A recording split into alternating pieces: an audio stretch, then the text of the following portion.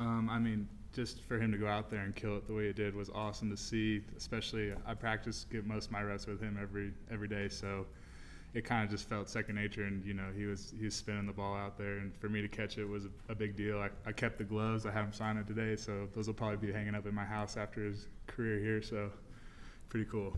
Ben and then Vince. Yeah, I was going to ask you about Nico as well in that moment. Why do you think the offense all came over and kind of mobbed him afterwards after he threw that first touchdown? Just because you see all the work he puts, and he's never complained about not being able to get into games. When there's a couple games we should have taken care of business and he would have got drives in, and he's never complained about that. He just shows up and does the work, and he's always super humble about it. So to see him have success, everybody understands the work he's put into it. Vince? Couple things to ask him separately. Do you and Nico have any sort of nickname on your connections, like Cali to Cali or anything like that? Just California boys. We talk about it all the time, and that's my guy. So it's for him to throw it to me was pretty cool. All right, give me a breakdown of your dance celebration. It's a reference back to an old song from the 2000s. I won't name drop the song, but the artist is his name is Down, aka Kilo, and that's the dance that I did. Eric, and then Adam. Kind of break down your play, the touchdown reception you just had. Of course, a little play action on the front, and then what brought you into the end zone. Kind of walk us through that one. Just play action, frontside insert, and Nico gave him the little dip and brought that linebacker forward, and then he just ripped one right behind the ref, and I was already kind of naked, and then not a very good tackle by that safety coming over, bounced me into the end zone. You've seen Nico in practice all year and now seeing him in games. He may be the starter next year. I know you'll be gone, but that's what he's working toward. Do you see the progress that he's made so far this year as an indication he could be ready next year? Yeah, 100%. I mean, you just see he's a lot of throws early on. When he was a freshman, you could tell he kind of got a little amped up, and he'd throw some, and I'd be like, I'm too old to be jumping that high for those balls. But he's kind of brought it down, and you could just tell the way he operated in the game. He was calm, cool, collected. Even when he got flushed out of the pocket, he's still operating, which is crazy to see at that young of an age. And secondly, we see Coach Heupel, and he's very laid back, super friendly guy. But is there is he more competitive on game day? Is there an edge behind the scenes in games that we don't see? Yeah, I think he can flip the switch on, and it's every time we go out on the field, our goal is to be the best team on the field. And if you don't have that edge and you kind of take stuff lightly, then you can be in close games with games you shouldn't be close in. So he kind of gets everybody fired up, ready to go right before the game starts. Sam? For you guys on offense, how fun was it just to watch the defense, find the end zone 3 times? Oh my goodness, we were sitting there getting ready to go, and then they just kept scoring, and I was like, I don't know if we're gonna go in the rest of the game. It was insane. I've never seen anything like that. We'll go Ryan and we'll go John.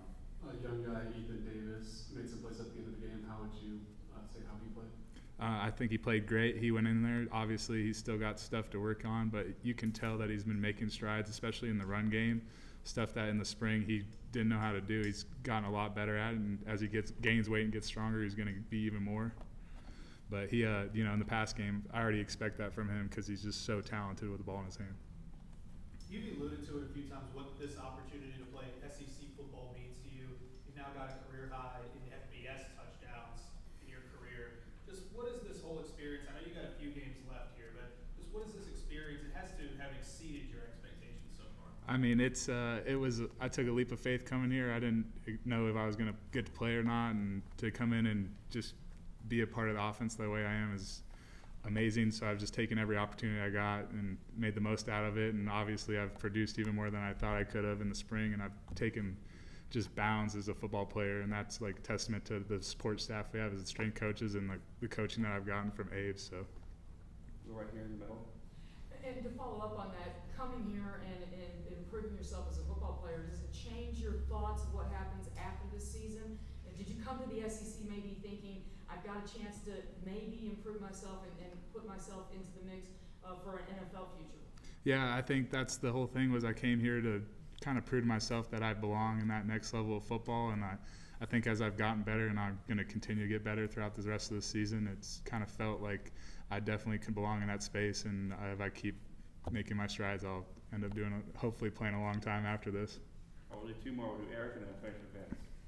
You and Jacob caught several touchdown passes already this season, but you had a nice block on Dylan Sampson's touchdown run in Kentucky. Jacob had a nice block on Jalen Wright's touchdown run on the first series of the game. How much pride do you guys as a group take in run blocking?